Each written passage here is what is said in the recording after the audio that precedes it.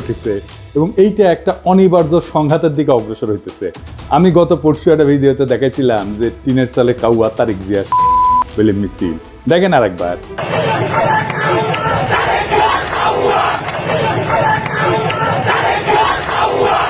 আজকে দেখেন একের পর এক মিছিল।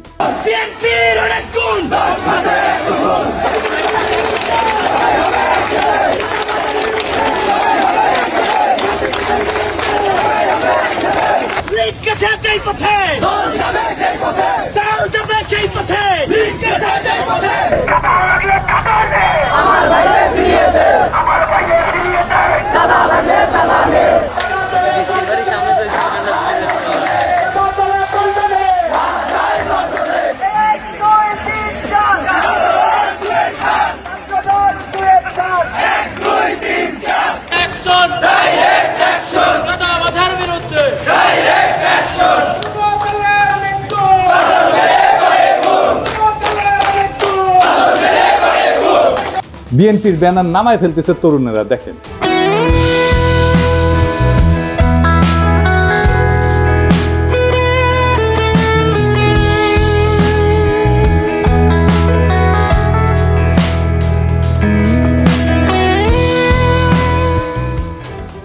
এটাই হইতেছে বিএনপির 11 মাসের অর্জন।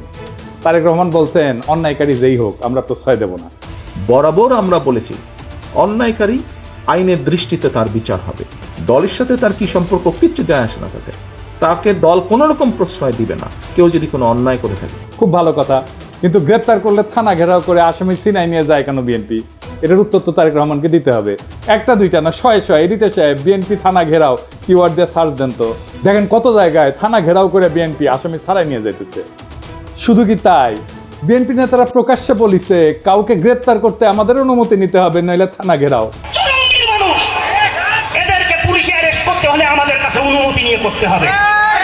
এর বাইরে যদি একটা মানুষকে গ্রেফতার করা হয় আমরা থানা ঘেরাও করব সবাই মিলে। আপনারা মব করে ফেনা তুলতেছেন, কিন্তু আসল মব তো আপনার দলের লোকেরা তৈরি করতেছে। শোনেন কি অবস্থা। প্রতিদিন আমাদের 30,000 টাকার মতো সে নিতেছে। আমি জেনেছি যেটা যে মালিক সমিতির কাছে তারা 5 কোটি টাকা চাঁদা চেয়েছে। এক যুবদল নেতা যাত্রাবাড়ির নাম ফাহিম, আতর্কিতভাবে কয়েকজন লোক আসলো, আয়সা গাড়ি আতুর দিয়া দামদুম পিড়াইয়া চলে গেল। বাইরে থেকে একটা ইটা মারে, গ্লাস ভাঙ্গে আমাদের শরীরে, বাল বাচ্চাদের শরীরে পড়লে অনেক উইন্ডো জায়গা, এই জন্য আমরা আতঙ্কে যাইতেছি। আমাদের ভোগান্তি হইতেছে, আমরা রোগী নিয়ে যাইতে পারতেছি না, অনেক সমস্যা। এর বিশ্বাস চাই আমরা। একটা মানুষ ফ্যামিলি দোলাই পার নেমে যেতে ওখান থেকে আবার যাত্রাবাড়ি করতে হইব, এটা তাদের ভোগান্তি না। এই পরিস্থিতি আমাকে জানে কোনো নিরাপত্তা নাই, সেজন্য আমাকে ঢুকতে দেয় না। আবার গাড়ি লিয়ে আসলে 5,000 টাকা জরিমানা দিয়ে এবার গাড়ি নিবি, এই ডরে আমরা গাড়ি যাত্রাবাড়ি যাই না, আমরা দোলাই পাতে ঘুরে আসি। দুই রকম কথা বললে তো হবে না। আপনারা তো আইন শৃঙ্খলা পরিস্থিতির অবনতি ঘটাইতেছেন, আপনার দলের লোকজনই ঘটাইতেছে। আপনারাই বলেন মব, আর এটা কি থানা ঘেরাও? এটা মব না। আপনার দলের নিজেদের ভিতরে মারামারিতে গত 6 মাসে 43 জন মারা গেছে। নিজের দলের ভেতরে মারামারি থামাইতে পারেন না, প্রফেসর ইউনূসকে দোষ দেন। আবার দেখেন বিএনপি অফিসে কে বা কারা ককটেল মারছে, এটা অতি জঘন্য কাজ হয়েছে, কিন্তু এর রিয়াকশন দেখেন। কিছুক্ষণ আগে বিএনপির পার্টি অফিসে ককটেল মারছে ওই রাজাকারের বাচ্চারা। এই সরকারকে সাবধান করে দিতেছি, কয়ে দিলাম অতিরিক্ত বাড়াবাড়ি করলে সরকার আমরা বয়সি, সরকার নামাইতে 10 মিনিট সময় লাগবো না। এই কুত্তা মার্কা সরকার নামাইতে আমাদের 10 মিনিট সময় লাগবো না, সাবধান করে দিতেছি। কিন্তু আপনার কর্মীদের মনে আত্মবিশ্বাসকে জাগাইছে যে 10 মিনিটে সরকার ফেলাই দিতে পারবে। হ্যাঁ, এতই হেডম। তা হাসিনার চোদনে বাংলাদেশের মানুষ 16 বছর ছিল কেন? এই সরকারকে বিএনপি বসাইছে। তো আপনারাই যদি বসাইছেন তাহলে আপনারা এই সরকারের ব্যর্থতার দায় নেন।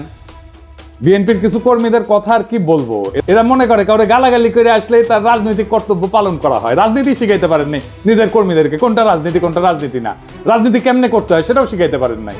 আমি মাঝে মাঝে কমেন্টগুলো দেখি, আপনাদের দেখাই। এই ভিডিওটা আপনারা দেখেছেন না? তারেক রহমানের বিরুদ্ধে যত রকম অপপ্রচার আছে সেগুলো ডিবাঙ্ক করা হয়েছে, মানে সেগুলোর বিরুদ্ধে বলা হয়েছে এবং সেগুলো দেখানো হয়েছে যে এগুলো অপপ্রচার আমি করেছি। আমি সেখানে এসে বিএনপি কর্মী গালাইতেছে, সে ভিডিওটা দেখেই থাম্বনেল দেখিছে। ওরে কেউ বলছে বা নিজেই বুঝিছে পিনাকের ভিডিও যা যা বিএনপির বিরুদ্ধে আছে তার নিচে গালাগালি করে আসবে। খবরদার ভিডিও কলে দেখবে না, ভিডিও দেখলে পিনাকি ডলার পাবে। তোমরা ভিডিও দেখলে ওই এত বড় লোক হবি যে হাইগার ডলারে পাশা মুসবি ওই আইসা থামনেল দেখিছে আর কপি পেস্ট মারিছে। এইগুলো হইতেছে বিএনপির সমস্যা। এইগুলো চলে হুজুগে, ওই যে হুইনা মুসলমান আছে না, এগুলো হুইনা বিএনপি, আর এদেরকেই বিএনপি কন্ট্রোল করতে পারতেছে না। দেখেন কি বলে বিএনপির নেতা, রাজনৈতিক সংগঠন জামাত শিবিরকে উৎখাত করেই ছাড়বে। সে তার নেতার পক্ষ থেকে ব্যর্থহীনভাবে বলতেছে এই শাহজাদপুর, এই সিরাজগঞ্জের মাটিতে জামাত এবং এনসিপি নেতাদের কবর রচনা করা হবে। শুনেন,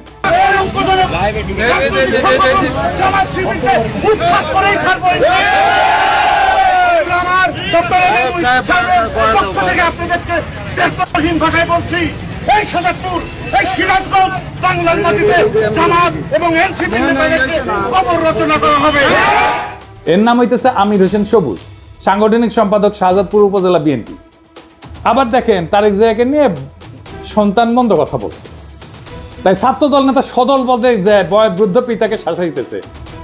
সকাল 10টা পর্যন্ত সময় বেঁধে দিচ্ছে, এর মধ্যে ক্ষমা না চাইলে যে জায়গায় পাই আমরা বিচার করবো বলে হুমকি দিচ্ছে। শুনেন, বাড়িতে থাকে না, আপনার মাস্টার মানুষ, আপনারা সম্পূর্ণ শ্রদ্ধা দিয়ে বুঝতেছি। হ্যাঁ, এই যে আপনার মাস্টার, আপনার ছেলে তারেক রহমানের গালিগালাজ করে, তারেক রহমানের এই ছেলে, এটা কাকা আমি আপনাদের বলবো। আচ্ছা কাকা, আপনি 80 সালে বিএনপি করেন, আমার বাবা আওয়ামী লীগ করতো, সমস্যা নাই, কিন্তু তারেক রহমানের নামে যে এই ধরনের কথাবার্তাগুলো লেয়, তখন আমরা তো মনে করেন যে আল্লাহ নবীর পরে তারেক রহমানের মানি, বাপদা যাচ্ছে বেশি মানি। এমন বিষয়টা হচ্ছে গিয়া উনি তো কোনো অপরাধ করে নাই, ওনারা এই যে গালিগালাজ করেছে বললো যে আমরা একটা কথা শুনেন, আপনার ছেলেরে ফোন না করবেন যে সুলতানের রায় ছিল কালকে সকাল 10টার মধ্যে তার টাইম, কালকে 10টার মধ্যে হ্যাঁ যাতে ফেসবুকে ওই যেটা তো লেখছে না তাই ওই কয় যে ভুল করছে, ভুল স্বীকার করে কাকা, যদি ভুল স্বীকার না করে এর বিচার কিন্তু আমরা মনে করেন যেই জায়গায় পাই আমরা বিচার করে দিন কাকা, যদি আমরা ব্যর্থ হন কাকা। আর বৃদ্ধ পিতা হাত জোর করে ভয়ে কাঁদতে শুরু করছে, বারবার বলতেছে সন্তান ক্ষমা চাইবে। যে নেতায় কাণ্ড ঘটেছে সে বারবার বলছে যে সে এর কারণে সে বহিষ্কার হইতে পারে, কিন্তু এতে তার কিছু যায় আসে না, কারণ জানে বহিষ্কার হইলে তার দল বহিষ্কার প্রত্যাহার করবে আমাদের অগোচরে, এটা সময়ের ব্যাপার, বহিষ্কার কাগজের ব্যাপার। এইবার শুনেন, এটা আমি লাইভে আছি কাকা, একদম মনে করেন যে সারা বাংলাদেশে দেখতেছে আমার নেতা একটা মানুষ দেখতে পারে, আমার বহিষ্কার করতে পারে, আমার কোনো আপত্তি নাই। যাই হোক, বিএনপি মানে শুধু এরা না, এর বাইরেও বিএনপি আছে, আর তারাই মেজরিটি, যারা সত্যিকার অর্থে শহীদ জিয়ার আদর্শ আর খালেদা জিয়ার উত্তরাধিকার বহন করতে চায়। তাদের অনেকেই আমাকে গত ভিডিওর পরে ফোন দিছে, বিএনপির নানা পর্যায়ের নেতাকর্মীরা। অনেকে বলছে যে ভাই দিন শেষে আপনি ইলিয়াস আর কনক মিলা বিএনপির ড্যামেজ কন্ট্রোল করলেন। এখন অনেক পোস্টে হোস্টাইল রিয়াকশন কমেন্ট অনেক কমছে, অনেকে বলছে যে কাজটা ভালো করেন নাই, বিএনপিকে রক্ষা করতে যাইয়া। আমি আসলে বিএনপিকে রক্ষা করতে যাই নাই, দেশের স্বাধীনতা সার্বভৌমত্ব রক্ষা করতে গেছি, আর বিএনপির ভুলগুলো ধরায় দেওয়া থেকে আমি সরে আসি নাই। এখন কইবেন বিএনপিকে রক্ষা করলে বাংলাদেশের স্বাধীনতা সার্বভৌমত্ব, দেশের স্বাধীনতা সার্বভৌমত্ব কেমনে রক্ষা হয়? আসেন এটা না বুঝে দেখি, বিএনপির সাথে স্বাধীনতা সার্বভৌমত্ব কেন যুক্ত। একটা আধুনিক রাষ্ট্রের স্বাধীনতা সার্বভৌমত্ব কেবলমাত্র তার ভূখণ্ড বা আন্তর্জাতিক স্বীকৃতির উপর নির্ভর করে না, বরং সেটা গঠিত হয়, তৈরি করতে হয় রাষ্ট্রের জনগণ, প্রতিষ্ঠান এবং রাজনৈতিক পরিকাঠামোর সমন্বয়। তিনটে জিনিস: জনগণ, প্রতিষ্ঠান এবং রাজনৈতিক পরিকাঠামোর সমন্বয়। এই কাঠামোর কেন্দ্রে অবস্থান করে রাজনৈতিক দলগুলো। রাজনৈতিক দল কেবল রাষ্ট্র ক্ষমতার প্রতিযোগী না, তারা রাষ্ট্রীয় কর্তৃত্বের সামাজিক অনুমোদনের ধারক, জন অভিপ্রায় প্রকাশের মাধ্যম এবং রাজনৈতিক স্থিতিশীলতার একটা মৌলিক স্তম্ভ। যখন একটা দেশের রাজনৈতিক দলসমূহ ধ্বংস হইয়া যায় বা তাদের কার্যকারিতা ভেঙে পড়ে, তখন সেই রাষ্ট্রের আন্তঃপ্রাতিষ্ঠানিক ভারসাম্য, জনভিত্তিক শাসন এবং কূটনৈতিক অবস্থান দুর্বল হয়ে যায়, যা সরাসরি স্বাধীনতা সার্বভৌমত্বের উপরে আঘাত আনে। কি জটিল লাগতেছে? আরো পরিষ্কার করে বুঝে দেখবো, আসেন বুঝে দেখি। রাজনৈতিক দল কিভাবে গণ অনুমোদনের একটা সাংগঠনিক রূপ। রাজনৈতিক দলগুলো একটা দেশের জনমতের প্রাতিষ্ঠানিক কণ্ঠ। দলীয় রাজনীতির মাধ্যমেই জনগণ রাষ্ট্র ক্ষমতায় অংশ নেয়। দল ধ্বংস হইলে বা নিষ্ক্রিয় হইলে রাষ্ট্রে জনসমর্থনের ভিত্তি দুর্বল হয়ে পড়ে, ফলে শাসন এবং সার্বভৌম কর্তৃত্বের বৈধতা প্রস্তাবিত। রাজনৈতিক দলগুলোর মাধ্যমে তৈরি হয় নীতি নির্ধারণের ধারাবাহিকতা এবং বিকল্প। স্বাধীনতা এবং সার্বভৌমত্ব রক্ষা করে দুইটা জিনিস: কূটনীতি আর নিরাপত্তা নীতি। এটা ধারাবাহিকতা এবং বিকল্প চিন্তা রাজনৈতিক দলগুলোর মধ্যে বিকশিত হয়। দলের অনুপস্থিতিতে এক কেন্দ্রিক নীতি নির্ধারণ শুরু হয়। যেই নীতিতে পাবলিক সাপোর্ট নাই সেই নীতি দীর্ঘমেয়াদে টেকে না। এই এক কেন্দ্রিক নীতি নির্ধারণটা কেমন একটু দেখিয়ে আসেন। আমি একটা এক্সাম্পল দিয়ে বুঝি। ভারত বাংলাদেশের রাজনৈতিক এবং অর্থনৈতিক স্বার্থ এক, এটাই ছিল হাসিনার কূটনীতিক স্ট্যান্ড, এটা এককেন্দ্রিক নীতি। ওই যে আলগা মোমেন বলছিল না, ভারতের উন্নয়ন আমাদের উন্নয়ন, ভারতের বিজয় মানে আমাদের বিজয়। শুনেন, আমাদের বিজয় ভারতের বিজয়, বুঝছেন? আমাদের উন্নয়ন ভারতের উন্নয়ন, ভারতের উন্নয়ন আমাদের উন্নয়ন। এই কূটনীতিক স্ট্যান্ড তো টিকে নাই। এটা হইতেছে এককেন্দ্রিক নীতি নির্ধারণ। আমাদের সব সম্পর্ক সব নতুন করে করতে হইতেছে না, আগে ইন্ডিয়ার মাধ্যমে হাসিনা রাজনৈতিক সম্পর্ক তৈরি করতে, এবং এই কারণে আমাদের প্রতিষ্ঠানগুলো দুর্বল হয়েছে, আমাদের ব্যুরোক্রেসি দুর্বল হয়েছে, আমাদের কূটনীতি দুর্বল হয়েছে, আমাদের ডিপ্লোমেসি দুর্বল হয়েছে। রাজনীতি প্রাতিষ্ঠানিক ভারসাম্য রক্ষায় কি ভূমিকা রাখে? সুস্থ রাজনৈতিক দলগুলা নির্বাহী, আইন প্রণয়ন এবং বিচার বিভাগের ভারসাম্য রক্ষায় সহায়ক হয়। দলগুলোর অনুপস্থিতিতে রাষ্ট্রযন্ত্রের অঙ্গগুলোর মধ্যে ক্ষমতার ভারসাম্য নষ্ট হয়। এর জন্যই কর্তৃত্ববাদী প্রবণতা তৈরি হয়, যেমন যেটা হয়েছিল হাসিনার আমলে, এবং এর ফলে বৈদেশিক হস্তক্ষেপের পথ উন্মুক্ত হয়। আমি কয়েকটা প্র্যাকটিক্যাল উদাহরণ দিয়ে বুঝাই দিতেছি। ইরাক 2003 সালের পর থেকে বর্তমান পর্যন্ত ইরাকে কিন্তু একটা রাজনৈতিক দল ধ্বংস হয়ে গেছে। কোন পার্টি? সেটা বাথ পার্টি। এটা পতনের পর যে রাজনৈতিক শূন্যতা তৈরি হয়েছে, পশ্চিমা শক্তি নির্বাচন ব্যবস্থা চাপাই দিল, নিরাপত্তাহীনতা এবং জাতিগত বিভাজন রাষ্ট্রের ভিতরে সার্বভৌমত্ব কর্তৃত্বকে দুর্বল করে দিচ্ছে, আর রাষ্ট্র হিসেবে দাঁড়াইতে পারতেছে না এরা।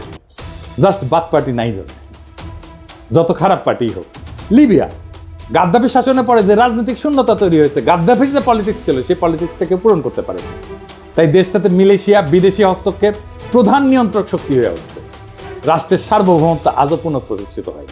আবার দেখে আফগানিস্তানে মার্কিন দখলদারির সময় তারা তো সাহায্য দিয়েছে প্রচুর, নানা ধরনের কনসালটেন্সি দিয়েছে, মেলা মানুষকে শাসন ক্ষমতায় বসাইছে, নানা শক্তিকে ক্ষমতায় বসাইছে, কিন্তু দেশটা শান্ত হয় নাই, দেশের প্রগতিও হয় নাই, কারণ রাজনৈতিক শূন্যতা ছিল। রাজনৈতিক শূন্যতা থাকলে সেই দেশ যে আগায় না, তালেবান পূর্ব আফগানিস্তান তার প্রমাণ। এখন আগাইতেছে না, এখন আগাইতেছে। কেন আগাইতেছে? কারণ এখানে পলিটিক্যাল ভ্যাকুয়ামটা নাই, আর পূরণ হয়ে গেছে। এটা নিয়ে একাডেমিক অনেক আলাপ আছে, আসেন সেই আলাপগুলো একটু এক এক করে দেখি। গ্রামসির একটা হেজিমনির ধারণা আছে, আমি অনেকগুলো এপিসোডে এটা বলছি। মানে দলগুলা জনগণের মত এবং রাষ্ট্রীয় শক্তির মাঝে সাংস্কৃতিক এবং রাজনৈতিক সেতু বন্ধন তৈরি করে। দল ধ্বংস হইলে এই হেজিমনিক বা কর্তৃত্বের যে ব্লক, এটা ভেঙে পড়ে, ফলে বিদেশি শক্তি এবং স্থানীয় সুবিধাভোগীরা নতুন করে ক্ষমতা নির্মাণে নেমে পড়ে, যেটা হয়েছে আজকে। হান্না আরেন্ডের পাওয়ার ভার্সেস ভায়োলেন্স বলে একটা তত্ত্ব আছে। ওখানে উনি বলছেন যে রাজনৈতিক দলের অনুপস্থিতিতে রাষ্ট্র জন্ম নেয় সহিংসতা নির্ভর প্রশাসনিক ব্যবস্থা, যার উপরে জনগণের কোনো কর্তৃত্ব থাকে না। এতে সার্বভৌমত্ব কেবল প্রতীকী থাকে, কার্যকর থাকে না। আর একজন দার্শনিক আছে ম্যাক্স ভেবার, এটা ওয়েবার বলে অনেকে, এটা উচ্চারণ আসলে ভেবার। তার একটা লেজিটিমেসি এবং অথরিটি বা কর্তৃত্বের বৈধতার তত্ত্ব আছে। উনি বলছিলেন যে একটা রাষ্ট্র কেন চলতে পারে, কেন মানুষ শাসকের কথা মেনে চলে, সেটা বোঝার জন্য আমাদের দেখতে হবে কর্তৃত্বের বৈধতা কোথায় থেকে আসে। উনি বলছেন যে 3 ধরনের শাসন থেকে কর্তৃত্বের বৈধতা আসে। একটা হচ্ছে ন্যাশনাল লিগ্যাল অথরিটি, বৈধ বা আইন ভিত্তিক কর্তৃত্ব, মানে যখন শাসকেরা নিয়ম করে নির্বাচিত হয়, সংবিধান আইন প্রতিষ্ঠা করে, প্রণয়ন করে, প্রতিষ্ঠানের মাধ্যমে রাষ্ট্র চলে। এই রাজনৈতিক দলগুলো এই ধরনের কর্তৃত্বের মূল মাধ্যম, কারণ দল নিয়ে নিয়ম মেনে প্রতিযোগিতা করে ক্ষমতায় আসা যায়। 2 নম্বর হইতেছে ক্যারিসমেটিক অথরিটি বা ব্যক্তিগত আকর্ষণে চালিত শাসন। কেউ হয়তো অত্যন্ত জনপ্রিয়, আবেগী বক্তা বা যুদ্ধনেতা, তাকে মানুষ অনুসরণ করে, তিনি নিয়ম বা আইনের চেয়েও ব্যক্তিত্ব দিয়ে রাষ্ট্র চালান। যেমন হইতেছে হিটলার, মোদি, গাদ্দাফি, এমনকি হাসিনাও, মুজিবও, মানে সোহরাওয়ার্দীর বডিগার্ড। 3 নাম্বার ট্র্যাডিশনাল অথরিটি বা ঐতিহ্যগত কর্তৃত্ব, মানে আমাদের পূর্বপুরুষরা মানত, ওরাই সবসময় চালায়, আমিও মানি, এই ধরনের আর কি। রাজতন্ত্রে চলে, জমিদারি সামন্তবাদী শাসনে চলে। তাই ম্যাক্স ভেবার বলছে যখন রাজনৈতিক দল থাকে তখন রেশনাল লিগ্যাল কাঠামোতে চলে, নিয়ম আইনে প্রক্রিয়া, কিন্তু দল ভেঙে গেলে সেই জায়গাটা ব্যক্তির মোহ বা ক্যারিশমা অথবা ঐতিহ্যের দাবিদারি, যে ট্র্যাডিশনাল পাওয়ার, এইটা নিয়ে নেয়। এতে শাসন অস্থিতিশীল হয়ে পড়ে, কারণ ব্যক্তি যদি মরে যায় বা জনপ্রিয়তা হারায় তখন শাসনের ভিত্তিও ভেঙে পড়ে। শাতাল মুফ ওনার নাম, আসলে এটা ওনার একটা তত্ত্ব আছে অ্যাগনোস্টিক ডেমোক্রেসি। উনি আমার খুব প্রিয় চিন্তক। ওনার নাম আমাদের দেশে কত পরিচিত না, আসেন আগে দেখি উনি কে।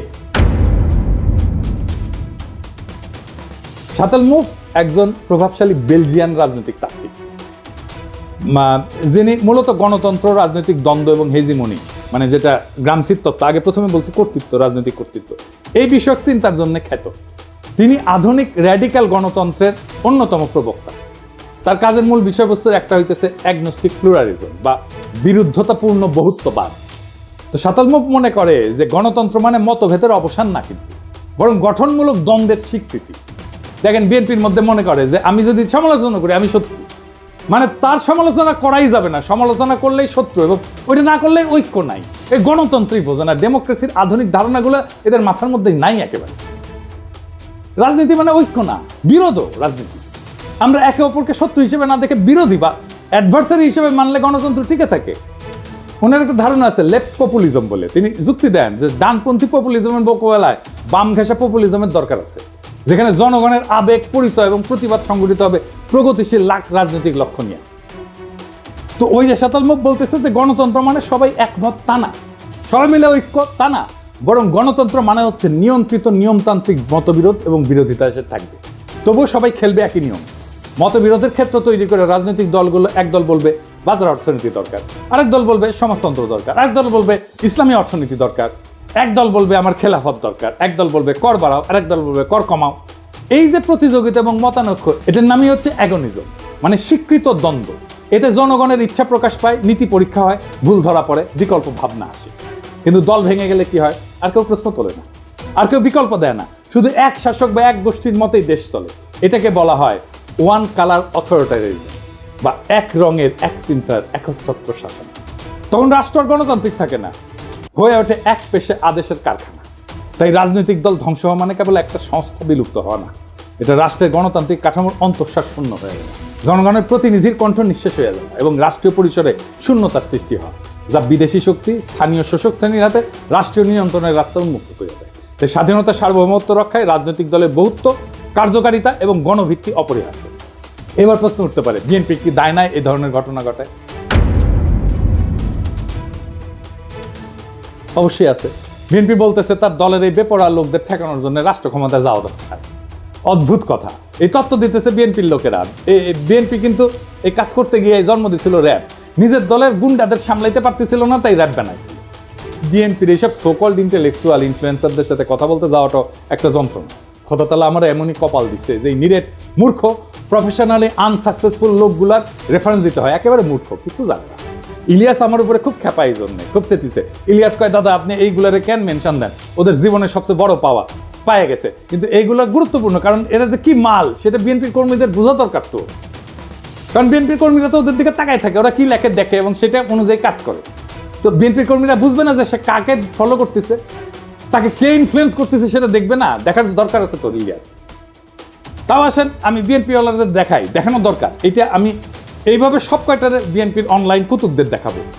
একটা মানুষ দুনিয়ার জন্য কতটা ইউজফুল এটা বোঝার জন্য আপনি দেখবেন তারে কেউ রিক্রুট করছে কিনা, তাকে কেউ চাকরি দিচ্ছে কিনা, তারে কেউ বেতন দিয়া পালে কিনা, সে কি কাজ করে, কি কাজ করে খায়, পেট চালায় কি করে, তার সাথে প্রফেশনালি কে কানেক্টেড, এটা পাবেন আপনি লিঙ্ক।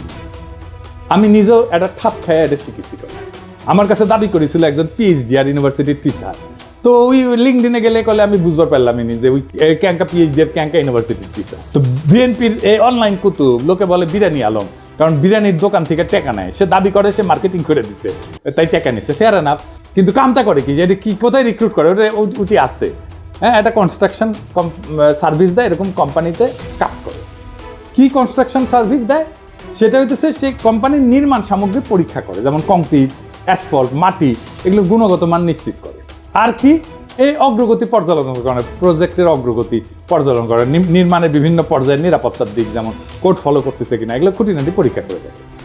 তো এই কোম্পানির ব্র্যান্ড মার্কেটিং কনসালটেন্ট নিজেই দাবি করেছে যে ওই ব্র্যান্ড মার্কেটিং কি বুঝে, বানান করতে পারবে, ঢাকা ইউনিভার্সিটির সাংবাদিকতায় পরে মার্কেটিং শিখে গেছে, বাবা বড় তালে বড় এসে গেছে। আচ্ছা, কাজ করে কি, ওই লিখিছে ও ফটো তুলে ভিডিও বানায়, উরে বাবা, কোম্পানির প্রোগ্রামে।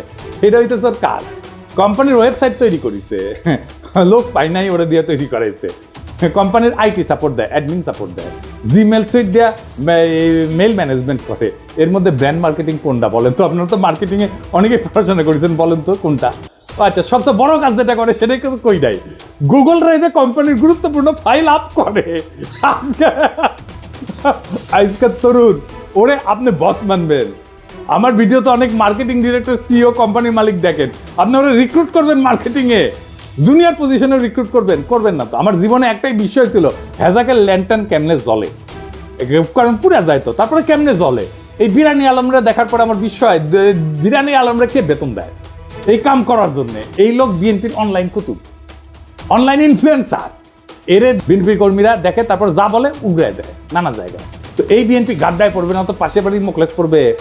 বিএনপি মনে করেছে যে সবকিছু আগের মতো থাকবে, শুধু যায় রাষ্ট্র ক্ষমতায় বসবে, তারা ধপাস করে ক্ষমতায় বসে রাষ্ট্রযন্ত্র দিয়ে গুন্ডামি থামাবে, আর সবকিছু ঠিক থাকবে।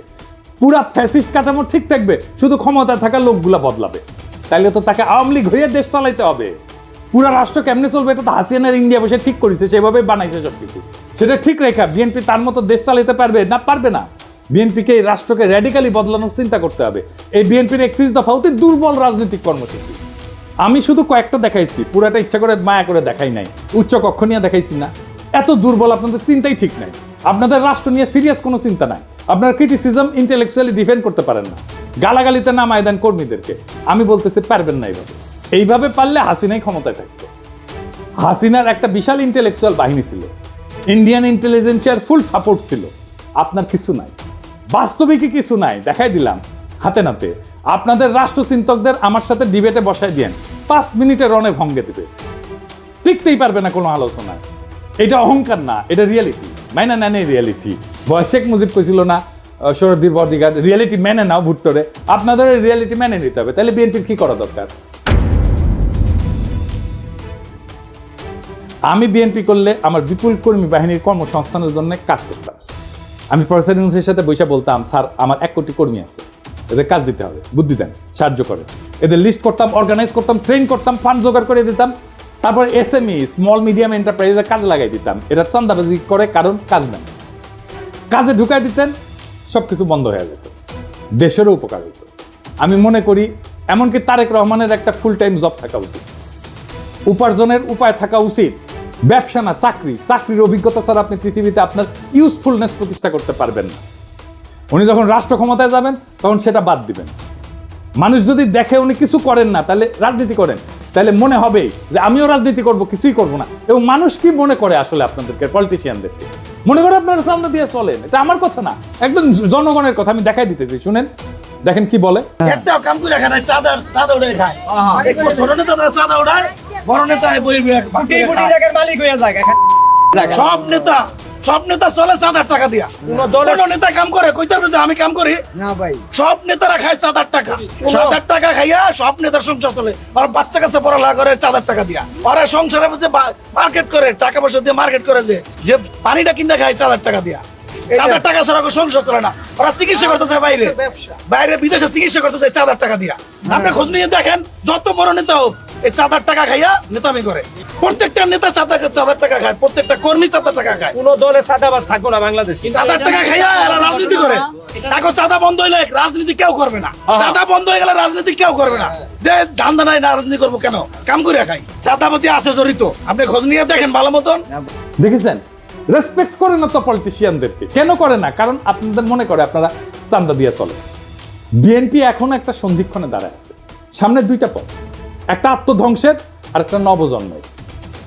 আপনি যদি রাজনৈতিক দল হিসেবে জনগণের কাছে ফিরে আসতে চান, তাহলে এই মুহূর্তে আত্মসমালোচনা, কাঠামোগত সংস্কার এবং র্যাডিক্যাল চিন্তার সাহস দেখাইতে হবে। বিএনপি যদি ভাবে তার পুরনো কাছে ফিরে গিয়ে ক্ষমতা ফিরে আসবে, তার দিবা স্বপ্নের বেশি কিছু না। এদেশের জনগণ নতুন কিছু চায়, নতুন রাজনৈতিক কল্পনা, নতুন নৈতিক নেতৃত্ব, নতুন র্যাডিক্যাল চিন্তা। যারাই নতুন চিন্তাকে ধারণ করবে তারাই ভবিষ্যতের নেতৃত্ব দেবে। একজন প্রকৃত রাজনৈতিক নেতা শুধু বক্তৃতা দেন না, কর্মীদের কাজ দেন। শুধু ভীষণ দেন না, সেই ভীষণ বাস্তবায়নের গাইডলাইনও দেন। যদি আপনার দলের কর্মীরা আজকে হুজুগে চান্দাবাজে পরিণত হয়ে থাকে, তাহলে তার দায় নেতৃত্বকেই নিতে হবে। তারেক রহমানের উচিত এখনই জব হোল্ডারদের মতো আচরণ শুরু করা। তাকে একজন ওয়ার্কিং স্টেটসম্যান হতে হবে, শুধু প্রবাসী ভবিষ্যৎ প্রধানমন্ত্রী না। বিএনপির সামনে এখন 3টা বড় কাজ: নিজের কর্মী বাহিনীকে প্রশিক্ষণ দিয়ে উৎপাদনমুখী কাজে লাগানো, র্যাডিক্যাল স্টেট রিফর্ম পরিকল্পনা নিয়ে জনগণের সামনে হাজির হওয়া, আর 3 নাম্বার দলে থাকা ডিজিএফআর চাঁদা খাওয়া, রয়ের টাকা খাওয়া, নব্য দালাল, বেকার, অনলাইন কুতুবদের চিন্তাহীন দৌরাত্ম্য থামানো। এই রাজনৈতিক বিশৃঙ্খলা, ছিন্নমূল নেতৃত্ব আর চিন্তাহীন কর্মী নিয়ে রাজনীতির পরিণতি একটাই: নতুন করে একনায়কতন্ত্র আর গভীর বৈদেশিক হস্তক্ষেপ। বর্ষা বিপ্লবের চেতনাকে গণতান্ত্রিক কাঠামো থেকে তাড়াই দেয় এক ব্যক্তির ভাবমূর্তি কেন্দ্রিক প্রজেক্টে পরিণত করা। আপনারা যদি সত্যি শহীদ জিয়ার উত্তরাধিকার হন, তাহলে শহীদ জিয়ার মতো করে রাষ্ট্র গঠনের স্বপ্ন দেখেন, মাটি কামড়ায় জনতার ভরসা অর্জনের রাজনীতি করে।